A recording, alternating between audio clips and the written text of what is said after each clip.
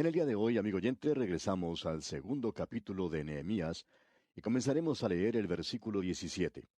Pero antes permítanos recordarle que Nehemías, cuando se enteró que las cosas en Jerusalén no estaban marchando muy bien, que la ciudad se encontraba en una situación muy triste y la gente muy desanimada, solicitó entonces una licencia de su trabajo con el rey de Persia.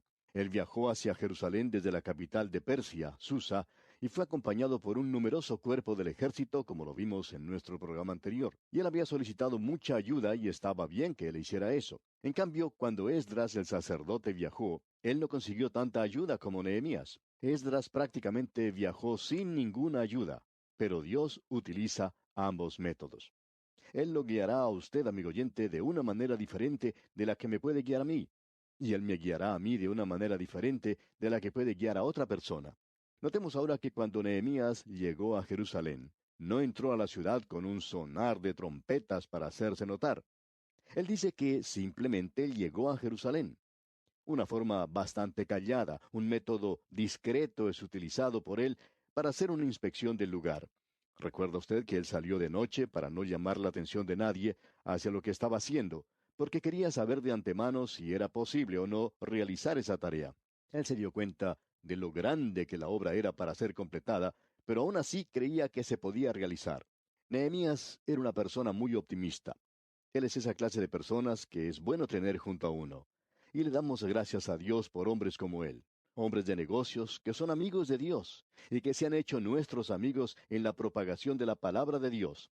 Lamentablemente hay muchos también que son nuestros enemigos. Ellos están tratando de estorbar la propagación del mensaje de la palabra de Dios. Pero esa es la forma en que tiene que realizarse. Usted recordará que el apóstol Pablo dijo allá en su primera carta a los Corintios, casi al final de su carta, porque se me ha abierto puerta grande y eficaz, y muchos son los adversarios. Así es que este hombre Nehemías es uno de aquellos que querían reedificar el muro de Jerusalén. Luego de haber realizado su inspección y darse cuenta de la tarea que tenía por delante, él convoca una reunión. Leamos los versículos 17 y 18 del segundo capítulo de Nehemías. Les dije, pues, vosotros veis el mal en que estamos, que Jerusalén está desierta y sus puertas consumidas por el fuego. Venid y edifiquemos el muro de Jerusalén, y no estemos más en oprobio. Entonces les declaré cómo la mano de mi Dios había sido buena sobre mí, y asimismo las palabras que el rey me había dicho. Y dijeron, levantémonos y edifiquemos. Así esforzaron sus manos para bien. Podemos apreciar que Nehemías llama a los líderes de Jerusalén a una importante reunión, así como también a los hombres que vivían en las zonas adyacentes. Él les informó cómo Dios lo había guiado, que él había solicitado licencia de su trabajo como copero del rey y que había ido a Jerusalén. También les dijo que había realizado una inspección y que había visto cómo era la situación. Y por tanto les dice que deben realizar la obra. Les dice, Dios está con nosotros, hagámosla. Luego todos ellos respondieron con entusiasmo y dijeron, levantémonos y edifiquemos. De modo que podemos apreciar que Nehemías era un líder inspirado por Dios. ¿Y qué fue lo que sucedió? Pues simplemente que ellos esforzaron sus manos para bien para realizar esa tarea. Nehemías nos podía haber dado aquí una prolongada descripción de todo lo que estaba sucediendo, de cómo había llegado a un acuerdo con los líderes y cómo ellos habían reaccionado. Pero él no hace eso. Él es una persona muy modesta, que prefiere quedarse casi en el anonimato. Notemos ahora lo que dice aquí el versículo 19 de este capítulo 2 de Nehemías. Pero cuando lo oyeron Sanballat horonita, Tobías el siervo amonita y Gesem el árabe, hicieron escarnio de nosotros y nos despreciaron diciendo, ¿qué es esto que hacéis vosotros? ¿Os rebeláis contra el rey? Aquí tenemos a los enemigos. Tenemos a tres de ellos. Este trío va a aparecer también más adelante en el relato, amigo oyente. Y suponemos que cada hombre de Dios no solo tiene personas maravillosas que lo ayuden, como Nehemías, sino que también tiene a personas como los que se menciona aquí, Sanballat el horonita, Tobías el siervo amonita y a Gesem el árabe. Y el enemigo utilizará diferentes métodos para tratar de disuadirlos, para que se desanimen de su tarea. Y por lo general, la primera actividad de ellos es la de reírse de uno, de ponerlo en ridículo. Un pastor nos cuenta que cuando recién se había convertido al Evangelio y trabajaba en un banco, dice que cree haber llegado hasta el límite. había cometido pecados bastante grandes. Nunca olvidará, dice, cuando anunció que presentaba su renuncia y que el Señor le había llamado al ministerio. Dice que nunca se había percatado que uno podría ser colocado en ridículo de esta manera. Y nunca olvidará el día en que salió de ese lugar y lo desanimado que se encontraba. Se sentía como si debía abandonarlo todo y que debía regresar a su trabajo en el banco y decirles que todo había sido una broma. Dice, yo hubiera querido regresar y ser uno de ellos nuevamente, pero agrega que pronto se dio cuenta que a él ya no le querían más en ese lugar y que había perdido todos aquellos llamados amigos. En realidad no lo eran porque ellos no le apoyaban, sino que preferían seguir bebiendo licor y seguir haciendo las cosas depravadas que habían estado haciendo hasta entonces. Por tanto, dice este pastor, que se fue al colegio y cuán desanimado se sentía. Y luego también se dio cuenta de una situación similar cuando dio comienzo a su ministerio radial. Hubo muchos que debieron haber apoyado el ministerio. Sin embargo, le pusieron en ridículo. Dijeron que no creían en eso y que aún no creen en el ministerio radial de hoy. Sin embargo, a pesar de todo eso, dice él, comenzó con su ministerio y tuvo el apoyo de otros hombres muy buenos, quienes le decían, por supuesto, claro que usted puede hacer esta tarea. Y confiesa este pastor que en el camino a veces se sentía bastante desanimado. Sin embargo, Dios ha bendecido su ministerio de una manera tremenda, de una manera bastante amplia. Es algo realmente emocionante ver la forma en que Dios está bendiciendo todo esto. Pero el enemigo había comenzado burlándose. Ya no lo hace. Este es el primer paso de la lucha del diablo contra usted, amigo oyente. Él utilizará a los amigos que lo rodean, a sus vecinos y compañeros de trabajo, para que lo pongan en ridículo porque usted es un creyente. Y usted se dará cuenta que esta es una situación bastante difícil. Ahora notemos lo que sucede. Nehemías reacciona de una manera que nosotros debemos notar, debemos destacar. Veamos el versículo 20. Y en respuesta les dije, el Dios de los cielos, Él nos prosperará, y nosotros sus siervos nos levantaremos y edificaremos, porque vosotros no tenéis parte ni derecho ni memoria en Jerusalén. Lo que en realidad les estaba diciendo Nehemías era, salgan de mi camino.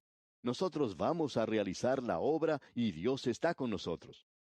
Y eso, amigo oyente, es algo maravilloso, porque el Dios de los cielos estaba con ellos. Llegamos ahora a la reedificación de los muros, y este es uno de los proyectos de edificación más grandes de que hayamos oído. Y lo que hizo este hombre fue algo tremendo. Quisiéramos que usted se dé cuenta de esto porque es una muestra de la forma maravillosa en que Dios realiza su obra. Usted tiene que notar que Dios había guiado a Esdras de regreso, así como también a Zorobabel, y ellos lo habían hecho de una manera diferente. Ellos habían ido para reedificar el templo y lo cumplieron. Ahora Nehemías es el laico que va a reedificar los muros de Jerusalén, y Dios realiza su obra de una manera diferente. Dios siempre obra de maneras como esa, amigo oyente. Muchos de nosotros en nuestro ministerio, especialmente cuando comenzamos, tratamos de imitar a alguna otra persona. Pero eso, como ya hemos notado, no da buen resultado. Tenemos que ser nosotros mismos. ¿Ha notado usted alguna vez lo que Dios puede hacer? Dios puede tomar una nariz, dos ojos, dos oídos, y Él puede hacer una cantidad ilimitada de rostros diferentes. No hay dos que sean iguales. Él puede realizar una gran variedad de cosas, obrando con esas cosas tan comunes como lo son la boca, la nariz, los oídos y los ojos. Usted puede apreciar lo que ha producido. Él puede tomar sencillamente un dedo. No hay dos dedos que sean iguales. Las impresiones digitales, por ejemplo, son todas diferentes. Y Dios hace así las cosas. Y Él tiene interés en que nosotros seamos nosotros mismos. El relato de la reedificación de los muros de Jerusalén es presentado de una manera maravillosa. Se nos dice cómo se realizó la obra según las puertas de la ciudad de Jerusalén. Y tenemos 10 puertas que son mencionadas. Ahora alguien puede haber hecho la pregunta de si habría otras puertas más en los muros de Jerusalén. No pensamos que las hubiera en esa época. Quizá haya sido así, pero estas 10 se mencionan aquí porque nos relatan la historia del Evangelio. Ellas presentan la salvación de Dios. Al comenzar el capítulo 3, podemos llamarlo el Evangelio de las puertas de Jerusalén. Y en el versículo 1 de este capítulo 3 de Nehemías leemos, Entonces se levantó el sumo sacerdote Eliasib, con sus hermanos los sacerdotes, y edificaron la puerta de las ovejas. Ellos arreglaron y levantaron sus puertas hasta la torre de Amea, y edificaron hasta la torre de Ananeel. Aquí tenemos la puerta de las ovejas. Esta es la puerta donde todo comenzó. Esta es la puerta donde el Señor Jesucristo llegó a Jerusalén. Tenemos el relato que en cierta ocasión Él pasó a través de esa puerta y llegó al estanque de Betesda. Quizás usted recuerda eso, allá en Juan capítulo 5. Pensamos francamente que cada vez que Él entraba a Jerusalén, hasta la entrada triunfal, siempre lo hizo por la puerta del este. Algunos se han equivocado al identificar esta con la puerta de oro. Se oye decir que ya que la puerta del este está cerrada, bloqueada en el día de hoy, que no será abierta hasta que Jesucristo pase por esa puerta. Y esa no es la puerta de la que él está hablando. Habla de la puerta de oro. La puerta de oro es la puerta hacia el templo, y esa es la puerta que será abierta para él, y que le permitirá el acceso hasta el lugar santísimo. Pero la puerta de las ovejas es la que fue utilizada para entrar los animales que iban a ser sacrificados, y esa es la puerta por la cual entró el Señor Jesucristo. Pensamos que lo que él estaba haciendo era representar, por así decirlo, una parábola viviente. Juan el Bautista lo había dicho en Decápolis cuando él señaló al Señor Jesucristo y dijo, He aquí el Cordero de Dios que quita el pecado del mundo. Luego él lo identifica nuevamente diciendo, He aquí el Cordero de Dios. Es que Él es el Cordero de Dios en su persona y en su obra. Él quita el pecado del mundo. De modo que en este cuadro de la puerta de las ovejas, usted tiene la cruz de Cristo. Aquí es donde uno comienza con Dios, y ese es el único punto donde usted puede comenzar, amigo oyente, en la cruz. Dios no nos pide ni a usted ni a mí nada hasta cuando lleguemos a Cristo y le aceptemos como nuestro Salvador personal. Hasta cuando nosotros lleguemos a esa cruz, Dios no tiene nada que decirnos. Él no tiene nada que decir al mundo de su vida o de su servicio. Él no le está pidiendo nada hasta cuando usted llegue a Cristo y confíe en Él. Dios le está diciendo al mundo perdido hoy solamente una cosa. ¿Qué hará usted con mi hijo que murió por usted? Y hasta cuando usted responda a esa pregunta, amigo oyente, Él no tiene nada más que decirle. Si usted lo rechaza y dice, bueno, yo no quiero aceptarle, entonces Dios no le está pidiendo nada. Creemos que eso es bien claro. Ahora creemos que esto debería hacerse mucho más claro aún, especialmente por radio. Si usted es una persona incrédula, y usted rara vez puede escucharnos diciendo algo para apoyar este programa, quisiéramos decirle que en este día no le estamos dirigiendo la palabra a usted, sino que le estamos hablando a los creyentes en Cristo, en especial cuando decimos algo en cuanto al apoyo del programa, porque Dios no le está pidiendo a usted, amigo oyente, absolutamente nada. Él no quiere nada de usted, por el contrario, Él tiene algo que darle a usted. Su Hijo murió por usted, y la puerta de las ovejas aquí nos representa esto. Todo comienza en la puerta de las ovejas. Ahora notemos lo que sigue diciendo después Nehemías. El versículo 2 de este capítulo 3, en su primera parte, dice, Junto a ella edificaron los varones de Jericó. Ahora Jericó es el lugar de la maldición, y eso está al lado de la puerta de las ovejas. Esto es algo interesante. Los hombres de Jericó llegaron desde el valle del Jordán. Ellos subieron, y este lugar era el que más cerca les quedaba. Por tanto, edificaron el muro al lado de la puerta de las ovejas. Cuando uno viene desde el Monte de los Olivos, en el camino de Jericó, puede apreciar que esto está allí mismo. El pináculo del templo y el área del templo estaban allí. Allí es donde ellos edificaron, al lado mismo de la puerta de las ovejas. Usted sabe que fue en Jericó donde se pronunció la maldición. Fue a Josué a quien se le dijo en el capítulo 6, versículo 26 del libro de Josué, Maldito delante de Jehová el hombre que se levantare y reedificare esta ciudad de Jericó. Y en los días de Acab hubo uno que la reedificó y la maldición cayó sobre él y sus hijos. Era la ciudad de la maldición. Amigo oyente, usted y yo vivimos en un mundo que ha sido maldito a causa del pecado. Todo lo que debemos hacer para darnos cuenta de esto es mirar a nuestro alrededor. No es necesario hacer una explicación sobre este punto. Usted y yo, amigo oyente, estamos viviendo en un mundo donde existe la maldición del pecado. Nos damos cuenta de cómo ha sido arruinado este mundo por el hombre. No parece haber ninguna solución para sus problemas. Y hay aquellas personas que están ubicadas en la actualidad en posiciones de influencia que no son creyentes en Cristo y que están diciendo que los problemas de hoy en día están más allá de las soluciones que pueden ser presentadas por el hombre. De modo que usted y yo, amigo oyente, vivimos en un mundo maldito. La maldición del pecado está sobre él. Y solo la cruz de Cristo, solo la muerte de Cristo en la cruz puede quitar el juicio, el castigo del pecado de su vida y de la mía. Porque el alma que pecare, esa morirá, dice la Escritura. Amigo oyente, ese es el castigo que está pendiente sobre usted y sobre mí. Cristo puede sufrir eso por usted. Si usted no le ha confiado su vida todavía, lo puede hacer ahora mismo. Continuando ahora con nuestro estudio, leemos en el versículo 3 de este capítulo 3 de Nehemías: los hijos de Senaa edificaron la puerta del pescado. Ellos la enmaderaron y levantaron sus puertas con sus cerraduras y sus cerrojos. Ahora aquí tenemos la puerta del pescado. Y esta puerta era donde los pescadores traían el pescado del Mediterráneo y del río Jordán, así como también desde otros lugares. A ellos les gustaba comer mucho pescado en esos días, y la puerta del pescado era una puerta que no sería muy difícil de ubicar, amigo oyente. Su propio olfato le podía guiar a la puerta del pescado. Ahora, ¿de qué nos habla esta puerta del pescado? Bien, el Señor Jesucristo les dijo a aquellos que le seguían: os haré pescadores de hombres. Una vez que ellos comprendieron todos los aspectos del Evangelio, Él les dijo: quedaos vosotros en la ciudad de Jerusalén hasta que seáis investidos de poder desde lo alto. Ellos necesitaban ser bautizados por el Espíritu Santo, que el Espíritu Santo viviera en ellos y que fueran regenerados y llenos del Espíritu Santo. Y en el día de Pentecostés, ellos fueron colmados con el Espíritu Santo. Ahora ellos eran pescadores, no pescando ya en el mar de Galilea, sino pescando en el mundo entero. Y hoy eso es lo que Dios le está diciendo a los suyos, a los que le pertenecen.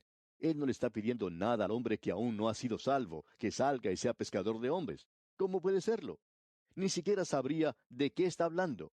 Pero Él le está diciendo hoy a los suyos, a los que ha salvado, les está diciendo: yo quiero que ustedes sean pescadores de hombres. Amigo oyente, creemos que en el día de hoy, y repetimos, todos nosotros podemos hacer las cosas de una manera diferente. No estamos de acuerdo con aquellas personas que dicen que uno tiene que ir y golpear en cada puerta que encuentra. No creemos que todos podamos hacer eso. Pensamos que algunas personas pueden estar erradas al hacerlo. Dios no les ha dicho a ellos que lo hicieran, y creemos que hay personas que en el día de hoy pueden hacer las cosas de una manera distinta. El evangelismo por medio de la oración, por ejemplo, pensamos que está alcanzando a muchas más personas que de cualquier otra forma. Es que Dios nos ha dado dones diferentes, y como ya hemos dicho, Él toma una nariz, una boca, dos ojos, dos oídos, y nos puede hacer a todos diferentes. Y también Él nos ha dado diferentes dones. Pero estamos seguros que todos nosotros, de alguna forma u otra, debemos pasar por la puerta del pescado. Y usted puede tener una parte importante en la propagación de la palabra de Dios en el día de hoy. Ahora, si usted tiene un predicador que está enseñando la palabra de Dios, usted lo puede apoyar y tener una parte con él. Él necesita su apoyo hoy para realizar la tarea, el ministerio que Dios le ha encomendado. Un buen ministro que verdaderamente esté enseñando la palabra de Dios. La palabra de Dios necesita ser proclamada, y usted y yo, amigo oyente, necesitamos apoyar el ministerio de Dios. Y así pues pasamos por la puerta del pescado. Luego en el versículo 4 tenemos una lista de varias personas que son mencionadas. Es algo maravilloso que sean puestos los nombres de estas personas aquí en el libro de la vida. Y no vamos a entrar a estudiar este versículo, sino que queremos decir que estas son personas conocidas solo para Dios, y que ellos recibirán algún día un galardón por la sencilla razón que ayudaron a edificar el muro de Jerusalén. Y aquí, amigo oyente, vamos a detenernos por hoy porque nuestro tiempo ha tocado ya a su fin. Dios mediante, en nuestro próximo programa, continuaremos este estudio del capítulo 3 de Nehemías, comenzando con el versículo 5. Recuerde que es propio leer la porción antes de estudiar este capítulo en el próximo programa. Así es que sintonícenos en nuestra próxima oportunidad. Hasta entonces, amigo oyente, y que las incontables bendiciones del Señor sean con usted en todo tiempo.